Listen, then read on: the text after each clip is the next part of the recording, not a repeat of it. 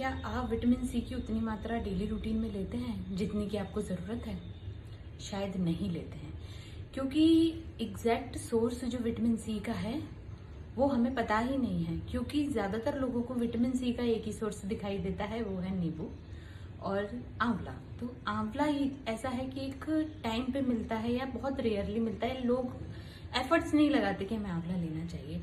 नींबू इजीली मिल जाता है तो इजीली नींबू लेते हैं लोग, लेकिन उसको सर्दियों में अवॉइड करेंगे, बारिश में अवॉइड करेंगे, गला खराब होता है इसलिए नहीं लेना चाहिए। मतलब अपने कॉन्सेप्ट हैं, लेकिन नींबू जो है उससे कभी भी गला खराब नहीं होता, क्योंकि उस हमारी जो इम्यूनिटी है उसको वो स्ट्रांग करता है।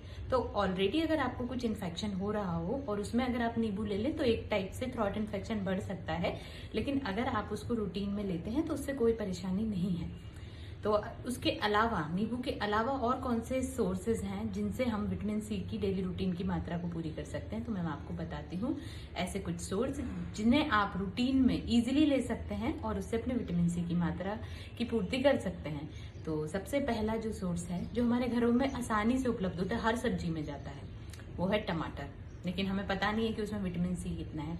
नींबू का और टमाटर का कंपैरिजन किया जाए तो नो डाउट टमाटर के अंदर विटामिन सी की इतनी मात्रा नहीं होती है, लेकिन फिर भी अगर हम रूटीन की बात करें कि हमें रूटीन में विटामिन सी मिलना चाहिए, क्योंकि विटामिन सी स्टोर नहीं हो सकता है, उसको हमें कहीं ना कहीं रूटीन में लेना ही पड़ेगा। तो इसीलिए हम टमाटर को जो हर सब्जी में डालते हैं उसको हम कच्चे फॉर्म में भी ले सकते हैं। उसकी चटनी बना के, उसका सूप बना के कहीं ना कहीं हम टमाटर का इस्तेमाल करेंगे तो हमें विटामिन सी की मात्रा उतनी मिल सकती है जितनी हमें पूरे दिन में लेनी चाहिए। दूसरा जो विटामिन सी युक्त खाद्य पदार्थ होता है वो है पालक। हर मौसम में नहीं मिलती, लेकिन जिस मौसम में पालक मिले तो हमें रूटीन में पालक का सूप, पालक की सब्जी इस तरीके से इस्तेमाल करेंगे। उसके अंदर भी इतना विटामिन सी की मात्रा नहीं होती, लेकिन फिर भी वो आपके रूटीन की जो विटामिन सी की मात्रा है उसको काफी हद तक पूरा कर सकती है। थर्ड जो खाद्य पदार्थ है वो भी आपके घरों में इजीली अवेलेबल है, हर सब्जी में जाता है, हरी मिर्च।